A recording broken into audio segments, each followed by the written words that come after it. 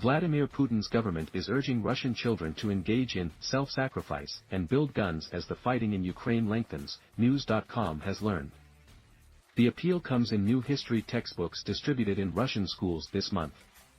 They include 28 pages on the special military operation Putin launched in Ukraine in February 2022. Patriotic education is nothing new, Yaroslava Barbieri of Britain's University of Birmingham said. But it has acquired new momentum under Putin. The section on Russia and Ukraine clearly takes a side. For one thing, it declares Ukraine an ultranationalist state, which the US government is using as a battering ram. The goal for Ukraine's neo-Nazis, the books claim, is to destroy Russia. It is an attempt to indoctrinate the next generation by equating patriotism to self-sacrifice, Barbieri said. The textbook has a photo of the lengthy Crimea bridge on the cover. Russia built the bridge after seizing Crimea in 2014, and news has documented Ukrainian attempts to damage it.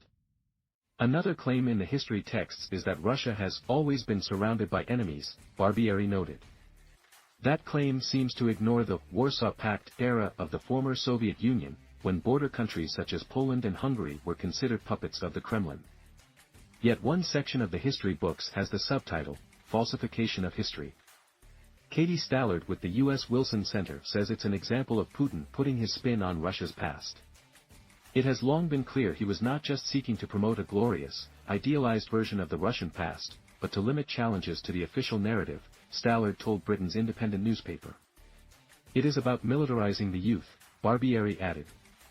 CNN quoted Russian Education Minister Sergei Kravtsov as saying Russian colleges and schools now have 10,000 military patriotic clubs, with 250,000 people involved with them. But Stallard noted Russia has lost so many fighters in the battle with Ukraine that young people seem dissuaded from signing up for military service. In fact, some estimates say 700,000 people fled Russia in 2022. The country has an estimated 147 million people. The impact of Ukraine on Russian education stretches to other areas. Putin signed a law in August creating a new required course in Fundamentals of Security and Defense of the Motherland. In July, the Defense Ministry approved high school-age lessons on how to operate assault rifles, combat drones and hand grenades. They will be introduced across Russia next year. Barbieri believes the drone lessons are in response to Ukraine's extensive use of drones to disrupt and damage Russian locations. At younger ages, children as young as 7 are learning how to assemble machine guns.